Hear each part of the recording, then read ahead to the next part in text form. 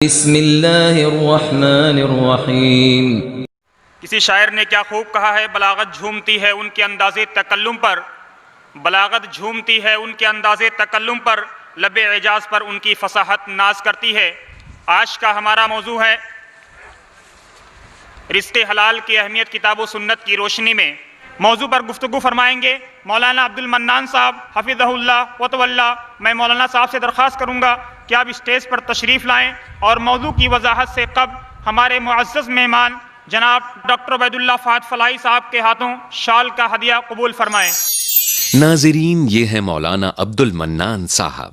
مولانا کسی تعارف کے محتاج نہیں ہیں۔ مولانا ہند و نیپال کی سرحد پر واقع عظیم دینی درسگاہ سے منسلک ہیں۔ اس سے قبل کہ مولانا آج پیغام اسلام میں رزق حلال کی اہمیت کتاب و سنت کی روشنی میں کے موضوع پر خطاب فرمائیں گے۔ السلام علیکم ورحمۃ اللہ وبرکاتہ۔ اعوذ باللہ من الشیطان الرجیم، بسم اللہ الرحمن الرحیم۔ وما من دابۃ فی الارض الا علی اللہ رزقها يعلم مستقرها ومستودعها كل في كتاب مبين۔ محترم علماء کرام، حاضرین مجلس، ناظرین کرام، سب سے پہلے میں اللہ رب العالمین کا شکر گزار ہوں کہ اس نے آج زی سلام ٹی وی چینل کے ذریعے کتاب و سنت کی روشنی میں کچھ باتیں آپ کے گوشے گزار کرنے کا موقع عطا فرمایا۔ حضرات، اللہ رب العالمین نے قرآن کریم میں بنیادی طور سے اس مسئلے کو واضح فرما دیا اور یہ کہہ کر کے اس مسئلے کو صاف کر دیا کہ اس میں کسی انسان کو پریشان ہونے کی ضرورت نہیں ہے، اس کو الجھنے کی ضرورت نہیں ہے۔ روزی کا مسئلہ میں نے اپنے ہاتھ میں لے رکھا ہے۔ میں نے ساری مخلوقات کو پیدا بھی کیا ہے اور سب کو روزی فراہم کرنا یہ میری ذمہ داری ہے۔ اللہ رب العالمین نے فرمایا کہ وما من دابۃ فی الارض الا علی اللہ رزقها۔ اس روئے زمین پر جتنے چوپائے ہیں، جتنے چرند و پرند و درند ہیں، سب کی روزی اللہ کے ذمہ ہے۔ یعلم مستقرها ومستودعها۔ اللہ رب العالمین ہر مخلوق کے عارضی ٹھکانے کو بھی جانتا ہے اور اس کے مستقل ٹھکانے کا بھی علم اللہ رب العالمین کو ہے۔ کل فی کتاب مبین۔ یہ ساری چیزیں کتاب مبین میں، لوح محفوظ میں بہت پہلے لکھ دی گئی ہیں، ہمارے اور آپ کے وجود سے پہلے، بلکہ اس کائنات کے وجود سے پہلے جب اللہ رب العالمین نے سب سے پہلے قلم کی تخلیق فرمائی تو اللہ رب العالمین نے قلم کو حکم دیا کہ اکتب، اور اس کے بعد قلم نے اس کائنات میں وقوع پذیر ہونے والی ساری چیزوں کی تفصیل اللہ رب العالمین کے حکم سے قلم بند فرما دی۔ اللہ رب العالمین نے اسی کی جانب اشارہ فرمایا ہے کہ کل ذالک فی کتاب مبین، کل فی کتاب مبین۔ یہ ساری باتیں کتاب مبین کے اندر لکھی ہوئی ہیں، اس کے اندر محفوظ ہیں۔ اللہ کے نبی جناب محمد رسول اللہ صلی اللہ علیہ وسلم کی ایک صحیح و سچی حدیث ہے جس کے راوی حضرت عبداللہ بن عمرو بن عاص رضی اللہ تعالی عنہ۔ ان کا بیان ہے کہ اللہ کے رسول صلی اللہ علیہ وسلم نے ارشاد فرمایا، كتب الله مقادير الخلائق قبل أن يخلق السماوات والأرض 50,000 سنة۔ قال وكان عرشه على الماء۔ اللہ کے نبی جناب محمد رسول اللہ صلی اللہ علیہ وسلم نے ارشاد فرمایا کہ اللہ تعالیٰ نے آسمان و زمین کی تخلیق سے 50,000 سال پہلے ساری مخلوقات کی تقدیریں لکھ دی۔ آپ نے ارشاد فرمایا کہ وَكَانَ عَرْشُهُ عَلَى الْمَاءِ۔ اس وقت اللہ رب العالمین کا عرش پانی کے اوپر تھا۔ معلوم یہ ہوا کہ ہماری اور آپ کی تقدیریں ہماری اور آپ کی زندگی اور موت، ہماری اور آپ کی روزی روٹی، یہ ساری چیزیں تقدیر سے وابستہ ہیں، اور اللہ رب العالمین نے یہ تقدیر ہماری اور آپ کی تخلیق سے پہلے، بلکہ کائنات کی تخلیق سے پہلے اللہ رب العالمین نے لکھ رکھی۔ صحیح بخاری اور صحیح مسلم کی ایک اور حدیث ہے جو حضرت عبداللہ بن مسعود رضی اللہ تعالی عنہ سے مروی ہے۔ وہ بیان کرتے ہیں کہ حدثنا رسول اللہ صلی اللہ علیہ وسلم وهو صادق ومصدوق، اللہ کے رسول صلی اللہ علیہ وسلم نے بیان فرمایا، وہ صادق و مصدوق ہیں، آپ سچے بھی ہیں اور آپ کی صداقت کی گواہی دی گئی ہے۔ اس نبی برحق صلی اللہ علیہ وسلم نے فرمایا، ان خلق احدکم یجمع فی بطن امہ 40 یوما نطفہ ثم یکون علقة مثل ذلك ثم يكون مزغة مثل ذلك فيبعث الله إليه ملكا ل4 كلمات فيكتب عمله وأجله ورزقه وشقي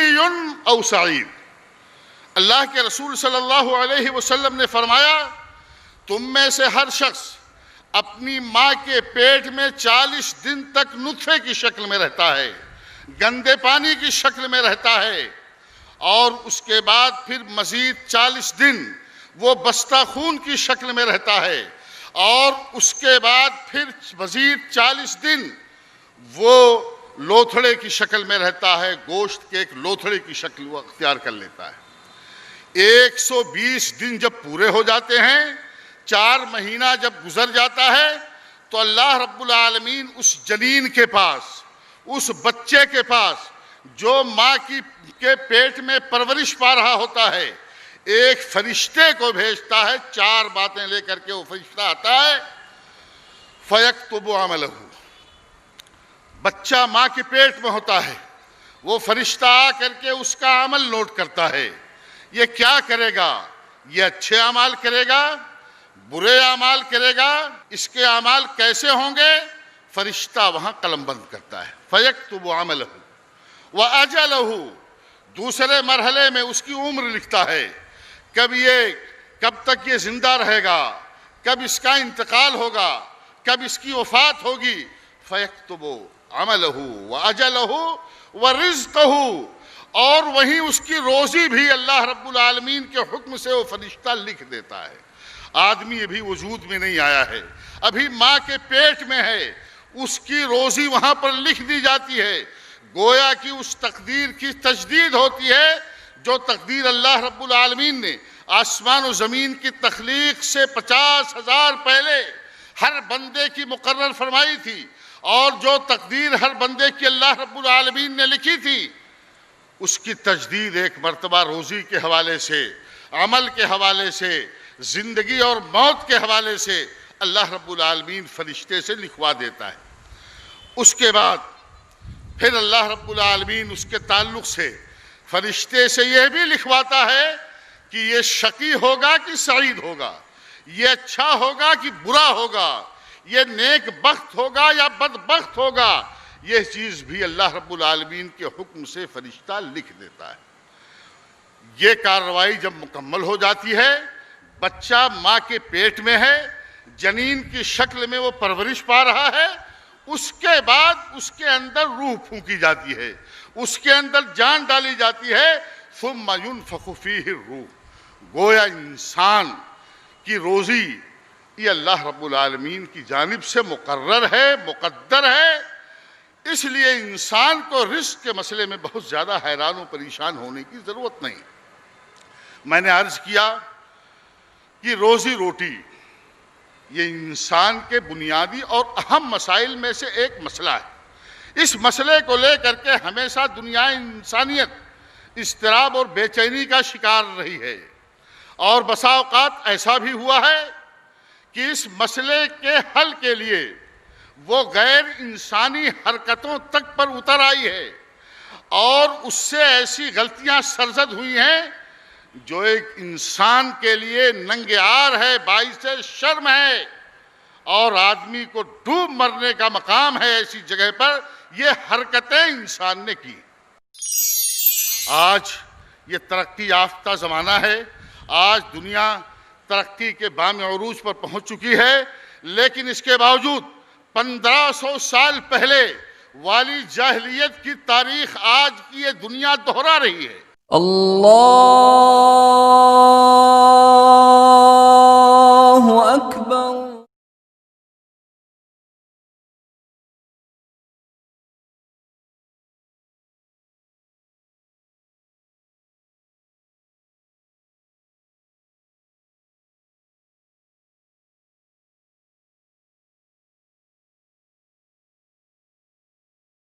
اللہ اکبر۔ آج سے تقریباً 1500 برس پہلے عربوں کے ہاں، وحشی عربوں کے ہاں، زمانے جاہلیت میں جب اسلام کی روشنی نہیں آئی تھی، اللہ کے نبی جناب محمد رسول اللہ صلی اللہ علیہ وسلم شمع ہدایت بن کر کے اس دنیا میں تشریف نہیں لائے تھے، اس وقت عربوں میں اولاد کشی کی ایک عام وبا پھیلی ہوئی تھی۔ عام طور سے بچوں کو قتل کر دیا جاتا تھا، اولاد کو زندہ مار دیا جاتا تھا، بچیوں کو زندہ درگور اس لیے کیا جاتا تھا کہ ننگ و عار کا خوف ہوتا تھا، اور بچوں کو فقر و فاقہ کے اندیشے سے قتل کیا جاتا تھا۔ ہمارے مذہب اسلام نے پابندی لگائی اور اس حرکت کو خلاف انسانیت قرار دیا، اور صرف یہی نہیں کہ یہ انسانیت کی توہین ہے، بلکہ اللہ رب العالمین نے دنیا انسانیت کو اس سے منع فرمایا کہ لا تقتلوا اولادکم من املاق نحن نرزقکم وإیاہم۔ لوگوں، فقر فاقہ کے خوف سے اپنے بچوں کو تم قتل کر رہے ہو، تمہاری رحمت کہاں گئی، تمہاری رافت کہاں گئی، تمہاری محبت کہاں گئی؟ تم اپنے جگر گوشوں کو محض اس بنیاد پر کہ وہ تمہارے ساتھ کھائیں گے، تمہارے ساتھ پئیں گے، تمہیں ان کی تعلیم و تربیت کا انتظام کرنا ہوگا، محض اس خوف اور اندیشے کی بنیاد پر تم اپنی اولاد کو قتل کر رہے ہو۔ لا تقتلوا اولادکم من املاق، تم اپنے بچوں کو فقر و فاقہ کے خوف سے قتل نہ کرو۔ نحن نرزقکم وإیاہم، ہم تمہیں بھی روزی دیتے ہیں، ہم تمہارا بھی پیٹ بھرتے ہیں، جو تمہارے بچے ہوں گے ان کا بھی پیٹ ہم بھریں گے، ان کے لیے بھی ہم رزاق ہیں، تمہارے لیے بھی رزاق ہیں۔ اللہ رب العالمین نے ایک دوسری آیت میں فرمایا کہ وَلَا تَقْتُلُوا أَوْلَادَكُمْ خَشْيَةَ إِمْلَاقٍ نَحْنُ نَرْزُقُهُمْ وَإِيَّاكُمْ إِنَّ قَتْلَهُمْ كَانَ خِطْئًا كَبِيرًا۔ اللہ رب العالمین نے فرمایا کہ فقر و فاقہ کے خوف سے اپنے بچوں کو مت مارو، اپنے جگر گوشوں کو قتل نہ کرو، ہم انہیں بھی روزی دیں گے، تمہیں بھی روزی دے رہے ہیں۔ ان قتلہم کان خطئا کبیرا، اولاد کو قتل کرنا یہ بہت بڑا گناہ ہے، یہ بہت بڑا قصور ہے۔ تو میں عرض یہ کر رہا تھا کہ اسی روزی روٹی کے مسئلے کو حل کرنے کے لیے انسان اس غیر انسانی حرکت تک پر اتر آیا، اور اس سے اس قسم کی خطائیں سرزد ہوئیں جس کو اللہ رب العالمین نے خطأ کبیر قرار دیا ہے، وَكَانَ قَتْلُهُمْ إِنَّهَا، اور اللہ رب العالمین نے اس کو وضاحت سے بیان فرمایا۔ تو میرے بھائیوں، میرے بزرگوں، یہ روزی روٹی کا مسئلہ اللہ رب العالمین نے اپنے ہاتھ میں لے لیا ہے۔ آج یہ ترقی یافتہ زمانہ ہے، آج دنیا ترقی کے بام عروج پر پہنچ چکی ہے، لیکن اس کے باوجود 1500 سال پہلے والی جاہلیت کی تاریخ آج کی یہ دنیا دہرا رہی ہے، اور آج کا یہ متمدن انسان، آج کا یہ تعلیم یافتہ انسان،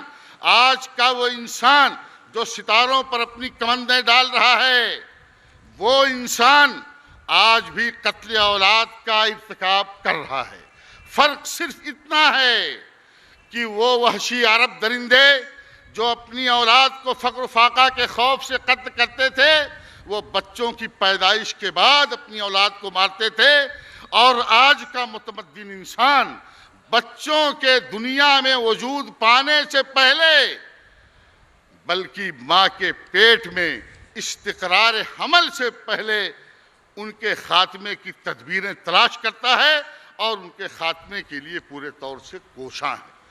اللہ رب العالمین نے اس مسئلے کو جب ہماری تقدیر سے جوڑ دیا، روزی روٹی کے مسئلے کو اللہ رب العالمین نے تقدیر سے مربوط کر دیا، تو آدمی کو پریشان ہونے کی ضرورت نہیں ہے۔ اللہ کے نبی صلی اللہ علیہ وسلم کی ایک حدیث ہے، علامہ البانی نے اس کو صحیح قرار دیا ہے کہ لو توکلتم علی اللہ حق توکلہ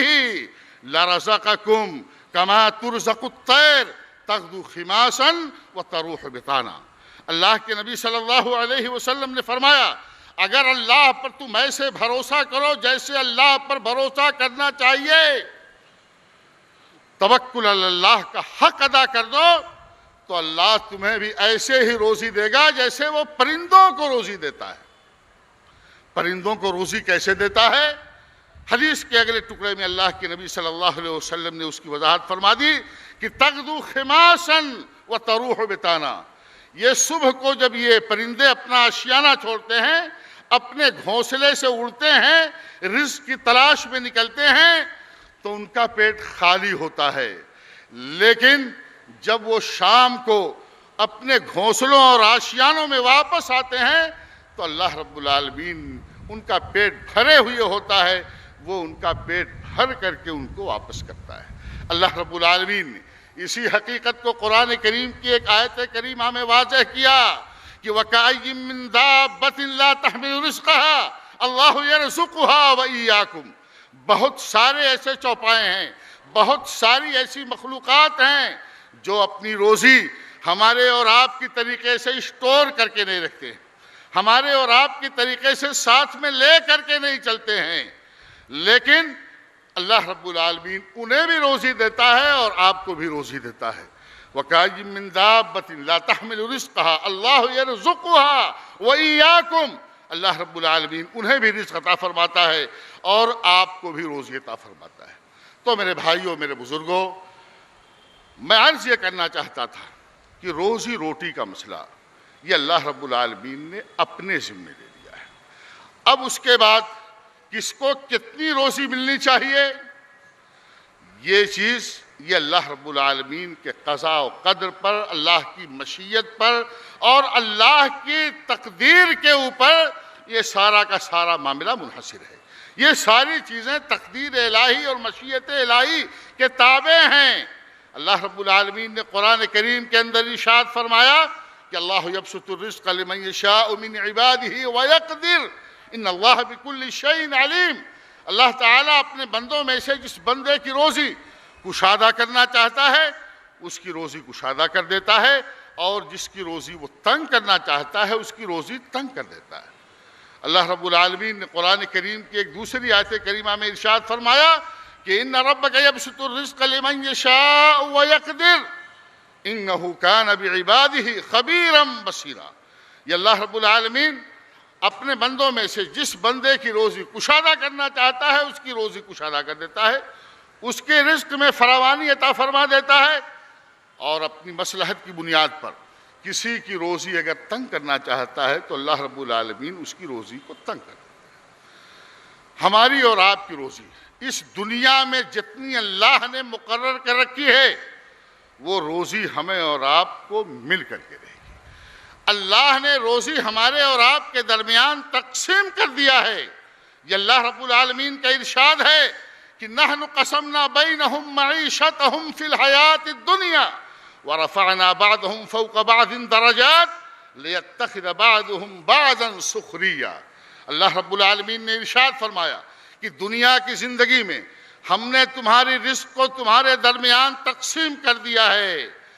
اور ہم نے تم میں سے بعض کو بعض کے اوپر فوقیت و فضیلت عطا فرمائی ہے، بعض کے درجات اور مقام کو بعض کے اوپر بلند فرمایا ہے۔ اللہ رب العالمین نے فرمایا کہ لِيَتَّخِذَ بَعْضُهُمْ بَعْضًا سُخْرِيًّا، تاکہ تم میں سے بعض آدمی بعض سے خدمت لے سکے، اس سے کام لے سکے۔ تو اللہ رب العالمین نے قرآن کریم کی اس آیت کریمہ میں بہت وضاحت سے بات فرما دی کہ دنیا کی زندگی میں تمہاری جو روزی ہے ہم نے وہ تمہارے لیے مقرر کر دی ہے، اور پوری دنیا انسانیت کے درمیان تمہاری معیشت کو، تمہارے روزی کو اور تمہارے رزق کو ہم نے تقسیم کر کے رکھ دیا ہے۔ اللہ کے نبی جناب محمد رسول اللہ صلی اللہ علیہ وسلم کی ایک صحیح حدیث ہے جسے علامہ البانی رحمہ اللہ نے السلسلۃ الصحیحہ کے اندر ذکر فرمایا ہے۔ اللہ کے نبی صلی اللہ علیہ وسلم نے ارشاد فرمایا کہ ان جبرائیل القى فی روعی ان احدا منکم لن یخرج من الدنیا حتی یستکمل رزقہ۔ غور سے سنیے، اللہ کے نبی صلی اللہ علیہ وسلم نے فرمایا کہ حضرت جبریل امین علیہ السلام نے میرے دل میں یہ بات ڈال دی ہے اور میرے اوپر اس بات کا القاء اور الہام کر دیا ہے کہ ان احد منکم لن یخرج من الدنیا حتی یستکمل رزقہ، کہ تم میں سے کوئی شخص اس دنیا سے رخصت نہیں ہو سکتا ہے، اس دنیا سے جا نہیں سکتا ہے، اس کی موت نہیں آ سکتی ہے حتی یستکمل رزقہ، یہاں تک کہ وہ اپنی روزی پوری نہ لے لے، پوری حاصل نہ کر لے۔ جتنی روزی اللہ نے لکھی ہے وہ روزی ہم حاصل کر کے ہی اس دنیا سے رخصت ہوں گے۔ اللہ کے نبی صلی اللہ علیہ وسلم نے فرمایا فاتقوا اللہ واجملوا فی الطلب۔ جب صورتحال یہ ہے کہ اللہ نے جو روزی ہمارے لیے مقدر کر دی ہے وہ ہم لے کر کے ہی اس دنیا سے جائیں گے، تو اللہ کے نبی صلی اللہ علیہ وسلم نے فرمایا کہ رزق کے حصول میں اللہ سے ڈرو، اللہ کا تقوی اختیار کرو، وَأَجْمِلُوا فِي الطَّلَبِ، اور مناسب طریقے سے، درست طریقے سے، جائز طریقے سے اللہ رب العالمین کے رزق کو تلاش کرو، اللہ رب العالمین کے رزق کو طلب کرو۔ آگے اللہ کے نبی صلی اللہ علیہ وسلم نے ارشاد فرمایا کہ فَإِنِ اسْتَبْقَىٰ أَحَدٌ مِّنكُمْ رِزْقَهُ فَلَا يَطْلُبْهُ بِمَعْصِيَةِ اللَّهِ، اگر تم میں سے کسی آدمی کو اپنا روزی پانے میں تاخیر ہو رہی ہے اور وہ یہ محسوس کر رہا ہے کہ ہم کو ہماری روزی جلدی نہیں مل رہی ہے، تو اس کو اپنا حصہ لینے میں اللہ رب العالمین کی معصیت نہیں کرنی چاہیے، غلط طریقے سے اپنا رزق اس کو نہیں ڈھونڈنا چاہیے، حرام ذرائع اور حرام طریقے سے اپنی رزق نہیں تلاش کرنی چاہیے، اپنا رزق نہیں تلاش کرنا چاہیے۔ اللہ کے نبی صلی اللہ علیہ وسلم نے فرمایا کہ فَإِنِ اسْتَبْقَىٰ أَحَدٌ مِّنكُمْ رِزْقَهُ فَلَا يَطْلُبْهُ بِمَعْصِيَةِ اللَّهِ، اللہ کی معصیت، اللہ کی نافرمانی کر کے آدمی کو اپنا رزق نہیں تلاش کرنا چاہیے۔ فَإِنَّ اللَّهَ لَا يُنَالُ فَضْلُهُ بِمَعْصِيَتِهِ، یہ رزق، یہ روزی، یہ کمائی، یہ اللہ رب العالمین کا فضل ہے، اور اللہ رب العالمین کا فضل اللہ کی نافرمانی کر کے حاصل نہیں کیا جا سکتا ہے۔ سود سے لوگوں کو دور رکھا جائے، چوری اور ڈاکہ زنی، ان ساری برائیوں سے انسان کو دور رکھا جائے۔ میں عرض کروں کہ یہی روزی روٹی کا مسئلہ ہے، یہی حرام رزق کا مسئلہ ہے۔ یہ رزق حرام کے ذریعے سے انسان کے اندر بہت ساری بدعنوانیاں پیدا ہو جاتی ہیں۔ کوئی آدمی اللہ کی نافرمانی کر کے، اللہ کے احکام سے بغاوت کر کے یہ چاہے کہ اللہ کا فضل وہ پا جائے گا، تو اللہ کا فضل ایسا شخص نہیں پا سکتا ہے۔ یہی وجہ ہے کہ ہمارے مذہب اسلام نے صرف مسلمانوں کو نہیں، پوری دنیا انسانیت کو اس بات کی دعوت دی ہے کہ اگر دنیا کو کرپشن سے، گھوٹالے سے اور بہت ساری مالی بدعنوانیوں سے محفوظ رکھنا ہے اور بچانا ہے، تو پوری دنیا انسانیت کے اندر اسلام کے اس پیغام کو عام کرنا ہوگا کہ لوگوں تم رزق حلال کی پابندی کرو۔ اسلام کا یہ میسج، اسلام کا یہ پیغام اہل اسلام کے لیے بھی ہے، مسلمانوں کے لیے بھی ہے، غیر مسلموں کے لیے ہے، ہمارے برادران وطن کے لیے بھی ہے۔ اللہ رب العالمین نے قرآن کریم کی ایک آیت کریمہ میں اہل ایمان کو مخاطب کیا اور فرمایا کہ یا ایھا الذین آمنوا کلوا من طیبات ما رزقناکم واشکروا للہ، کہ اے وہ لوگوں جو ایمان لائے ہو، اللہ کی حلال اور پاکیزہ چیزوں کو استعمال کرو، اللہ کی حلال اور پاکیزہ چیزوں کو کھاؤ۔ دوسری آیت میں اللہ رب العالمین نے اسی سورہ بقرہ میں ارشاد فرمایا کہ یا ایھا الناس کلوا مما فی الارض حلالا طیبا۔ اللہ رب العالمین نے یہاں صرف اہل ایمان کو خطاب نہیں کیا، صرف مسلمانوں کو مخاطب نہیں کیا، بلکہ اللہ رب العالمین نے دوسری آیت کریمہ میں اس کائنات کے سارے انسانوں کو مخاطب کیا، عرب کے باشندوں کو بھی مخاطب کیا، عجم کے لوگوں کو بھی مخاطب کیا، آج سے 1400-1500 برس پہلے جو لوگ تھے ان کو بھی مخاطب کیا، آج جو لوگ ہیں ان کو بھی اللہ رب العالمین مخاطب فرما رہا ہے۔ قیامت تک جتنے لوگ آئیں گے سب کے لیے خطاب موجود ہے کہ کلوا مما فی الارض حلالا طیبا، کہ حلال اور طیب چیز کھاؤ، پاک چیز کھاؤ، حرام کے قریب نہ جاؤ۔ میں عرض یہ کر رہا تھا اگر اللہ رب العالمین کی اس ہدایت پر آج دنیا عمل پیرا ہو جائے اور اللہ رب العالمین نے دنیا کے اندر امن و شانتی کا جو پیغام اس حوالے سے دیا ہے، آج آئے دن ہمارے اپنے اس ملک کے اندر کرپشن اور گھوٹالوں کے متعدد واقعات ہوتے رہتے ہیں، ایک سے ایک واقعات، ایک سے ایک بڑا واقعہ۔ جب کوئی بڑا واقعہ پیش آتا ہے ہم پچھلے والے واقعے کو فراموش کر جاتے ہیں، بھول جاتے ہیں۔ ابھی وزارتیں بدلی ہیں، ابھی استعفیٰ ہوا ہے، وہ ساری چیزیں جو ہمارے اور آپ کے مشاہدے میں آتی ہیں، جن کو ہم اور آپ دیکھتے اور محسوس کرتے ہیں، اس کا حل یہ ہے کہ ہر جگہ سے بددیانتی کو ختم کیا جائے، حلال طریقے سے رزق حاصل کرنے کا پابند لوگوں کو کیا جائے، رشوت سے لوگوں کو دور رکھا جائے، سود سے لوگوں کو دور رکھا جائے، چوری اور ڈاکہ زنی ان ساری برائیوں سے انسان کو دور رکھا جائے۔ میں عرض کروں کہ یہی روزی روٹی کا مسئلہ ہے، یہی حرام رزق کا مسئلہ ہے۔ یہ رزق حرام کے ذریعے سے انسان کے اندر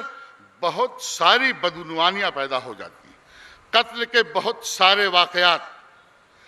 اسی مال و جائیداد کی بنیاد پر وقوع پذیر ہوتے ہیں۔ یہ قتل جیسا بھیانک جرم جس کو اللہ کے رسول صلی اللہ علیہ وسلم نے شرک کے بعد سب سے بڑا پاپ اور گناہ قرار دیا ہے، وہ بالعموم اسی بےایمانی، اسی گھوٹالے اور اسی مالی بددیانتی کے نتیجے میں یہ سارے واقعات پیش آتے ہیں۔ قتل خونریزی ہوتی ہے، یہ ڈاکہ زنی کے واقعات ہوتے ہیں، یا اس طریقے سے حرام روزی حاصل کرنے کے جتنے ذرائع ہیں ان سب کے اوپر پابندی عائد کی جا سکتی ہے اسلام کے اس نظام کے ذریعے سے۔ اسی لیے ہمارے مذہب اسلام نے واضح طور سے لوگوں کو اس بات کا پابند کیا ہے اور لوگوں کو اس بات کا حکم دیا ہے کہ یا ایھا الذین آمنوا لا تاکلوا اموالکم بینکم بالباطل، کہ اے مسلمانوں، اے مومنوں، تم اپنا مال لوگوں کے درمیان باطل، آپس میں دوسروں کا مال باطل اور ناجائز طریقے سے نہ کھاؤ۔ لا تاکلوا اموالکم بینکم بالباطل۔ دوسری آیت میں اللہ رب العالمین نے اس کی تھوڑی سی وضاحت بھی فرما دی کہ رشوت کے ذریعے سے آج رشوت کا چلن عام ہو گیا ہے۔ آج کہیں بھی جائیے، کسی آفس میں جائیے، سرکاری دفاتر اور آفسوں کو تو چھوڑیے، دینی ادارے، مسلم تنظیمیں جن کا وجود اسلام کے نام پر ہوا ہے، اور بہت ساری ایسی تنظیمیں جن کا وجود اسلام کی خدمت کے نام پر ہوا ہے، مجھے کہنے دیجئے کہ وہاں بھی رشوت کا بازار گرم ہو چکا ہے۔ وہاں بھی کچھ کرنے کے لیے، کوئی چیز پانے کے لیے لوگوں کی مٹھی گرم کرنی ہوتی ہے، لوگوں کی جیب گرم کرنی پڑتی ہے۔ میں عرض یہ کر رہا تھا کہ یہ کرپشن اور یہ مالی بدعنوانیاں جو اس انداز میں ہو رہی ہیں، ان کا خاتمہ ہمارے مذہب اسلام نے بہت واضح طور سے کر دیا ہے کہ یا ایھا الذین آمنوا لا تاکلوا اموالکم بینکم بالباطل۔ دوسری آیت میں اللہ رب العالمین نے فرمایا کہ ولا تاکلوا اموالکم بینکم بالباطل وتدلوا بها الى الحکام لتاکلوا فریقا من اموال الناس بالاثم وانتم تعلمون۔ ہم کو پتہ ہے کہ یہ جائیداد ہماری نہیں ہے، ہم نے کیس کیا، ہم نے اس کے اوپر مقدمہ لڑا، مقدمے میں ہم جیت گئے، ہم کو نہیں معلوم ہے، ہم کو اچھی طریقے سے معلوم ہے کہ ہماری جائیداد نہیں، لیکن اس طریقے سے ہم حرام طریقے سے ایک ناجائز چیز کو اپنا کر کے ہم اس کے اوپر مطمئن رہتے ہیں، اس کے اوپر خوش رہتے ہیں۔ اللہ کے نبی جناب محمد رسول اللہ صلی اللہ علیہ وسلم نے اپنی ایک حدیث پاک میں یہ پیشین گوئی فرمائی تھی کہ لَيَأْتِيَنَّ عَلَى النَّاسِ زَمَانٌ لَا يُبَالِ الْمَرْءُ بِمَا أَخَذَ أَمِنَ الْحَلَالِ أَمِنَ الْحَرَامِ۔ اللہ کے نبی صلی اللہ علیہ وسلم نے فرمایا، یہ صحیح روایت ہے، صحیح بخاری کی روایت ہے، کہ لوگوں پر ایک ایسا وقت آ جائے گا کہ حلال و حرام کی تمیز اٹھ جائے گی، لوگ مال کے پیچھے بھاگے دوڑے چلے جائیں گے، دولت ان کے گھر میں آنی چاہیے، کیسے آ رہی ہے، کس راستے سے آ رہی ہے، ان کو اس کی پرواہ نہیں ہوگی، چوری کر کے دولت آ رہی ہے، ڈاکہ مار کر کے آ رہی ہے، کسی کا مال غصب کر کے اس کو لایا جا رہا ہے، کس طریقے سودی کاروبار کے ذریعے سے یہ دولت اور مال اپنے گھر میں لایا جا رہا ہے، اس کی کسی کو کوئی پرواہ نہیں ہوگی۔ آدمی دولت کے پیچھے، مال کے پیچھے بھاگا دوڑا چلا جائے گا، حلال و حرام کی تمیز وہاں سے اٹھ جائے گی۔ اس کے بڑے نقصانات ہیں۔ پہلا نقصان میرے بھائیوں تو یہی ہے کہ ایسا آدمی جنت کے اندر نہیں جا سکتا ہے۔ اس نے نمازیں پڑھی ہیں، اس نے روزے رکھے ہیں، اس نے حج ادا کیا ہے، اس نے نیکی اور طاعت کے بہت سارے کام کیے ہیں، لیکن اگر اس کے حلال کی پابندی نہیں کی ہے، خود حلال نہیں کھایا ہے، اپنے بال بچوں کو حلال نہیں کھلایا ہے، تو اللہ کے نبی صلی اللہ علیہ وسلم نے فرمایا کہ انہو لا یربو لحم نبت من سحت الا کانت النار اولا به۔ جو گوشت مال حرام سے پرورش پائے ہو، جس گوشت کی پرورش مال حرام سے ہوئی ہو، تو ایسے گوشت کے لیے، ایسے جسم کے لیے جہنم ہی زیادہ مناسب ہے۔ یہ اللہ کے نبی جناب محمد رسول اللہ صلی اللہ علیہ وسلم نے ارشاد فرمایا۔ یہ جامع ترمذی کی روایت ہے، صحیح درجے کی روایت۔ اللہ کے نبی صلی اللہ علیہ وسلم نے ارشاد فرمایا، میں آپ سے عرض کروں کہ اگر کوئی آدمی رزق حلال کا اہتمام نہیں کرتا ہے اور 2 نمبر کا کاروبار کر کے اپنے گھر میں دولت لاتا ہے، اس سے اپنی اور اپنے بال بچوں کی پرورش کرتا ہے، تو اس کی عبادتیں بھی اللہ رب العالمین قبول نہیں فرماتا ہے۔ نماز کے حوالے سے کچھ چیزیں ہیں، حدیثیں ہیں، میں ان حدیثوں کو نہیں بیان کروں گا اس لیے کہ وہ حدیثیں متکلم تھی۔ البتہ دعا کے بارے میں صحیح مسلم کی روایت ہے کہ اللہ کے نبی جناب محمد رسول اللہ صلی اللہ علیہ وسلم نے فرمایا، مسلمانوں کو مخاطب کیا اور کہا کہ یا ایھا الناس ان اللہ طیب لا یقبل الا الطیب وان اللہ امر المؤمنین بما امر به المرسلین۔ اس کے بعد اللہ کے نبی صلی اللہ علیہ وسلم نے ایک شخص کا ذکر فرمایا کہ ایک شخص ہے، لمبا سفر اس نے طے کیا ہے اور اس سفر کی وجہ سے اس کے بال پراگندہ ہو چکے ہیں، اس کے چہرے پر، اس کے کپڑوں پر گرد و غبار کے آثار و نشانات ہیں۔ ظاہری حالت سے اندازہ ہو رہا ہے کہ یہ آدمی بہت پریشان حال ہے، یہ اللہ رب العالمین کی رحمت کا مستحق ہے۔ یہی پریشان حال آدمی جس نے لمبا سفر طے کیا ہے، پراگندہ بال ہے، کپڑے اس کے پھٹے پرانے ہیں، ظاہری حالت سے پتہ چل رہا ہے کہ بہت ہی پریشان ہے۔ اللہ کے نبی صلی اللہ علیہ وسلم فرما رہے ہیں، یمد یدیہ الی السماء، اپنے دونوں ہاتھوں کو آسمان کی طرف اٹھا کر کے اللہ رب العالمین سے اللہ کی رحمت کی بھیک مانگ رہا ہے کہ اللہ ہمارے اوپر رحم فرما، اے اللہ ہماری اس مصیبت کو دور فرما دے، اے اللہ ہماری اس بلا کو ٹال دے۔ لیکن اللہ کے نبی صلی اللہ علیہ وسلم نے فرمایا کہ وہ اللہ جو ارحم الراحمین ہے، جس کی صفت رحمت ہے، جس کو اپنے اس بندے پر ترس آ جانا چاہیے تھا اور اس کی اس حالت زار پر اس کو رحم آ جانا چاہیے تھا، اللہ کے نبی صلی اللہ علیہ وسلم فرما رہے ہیں کہ وَمَطْعَمُهُ حَرَامٌ وَمَشْرَبُهُ حَرَامٌ وَمَلْبَسُهُ حَرَامٌ وَغُذِيَ بِالْمَالِ الْحَرَامِ فَأَنَّىٰ يُسْتَجَابُ لِذَٰلِكَ۔ یہ آدمی جو پھٹے حال ہے، جس کی حالت خستہ ہے، جو اللہ سے دعا کر رہا ہے، اس کی دعا اللہ رب العالمین کیسے قبول کر سکتا ہے؟ اس کا کھانا حرام ہے، اس کا پانی حرام ہے، اس کا لباس حرام ہے، مال حرام سے اس کی پرورش ہوئی ہے۔ فَأَنَّىٰ يُسْتَجَابُ لِذَٰلِكَ،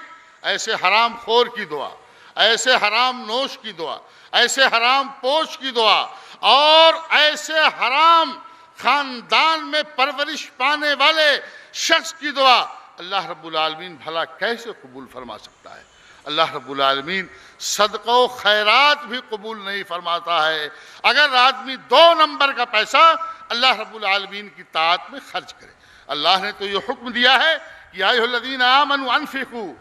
من طیبات ما کسبتم ومما اخرجنا لکم من الارض، پاک چیز اور حلال چیز اللہ کے راستے میں خرچ کرو، ولا تیمموا الخبیث منہ، گندی چیز، حرام چیز، ناپاک چیز، ردی چیز، گھٹیا چیز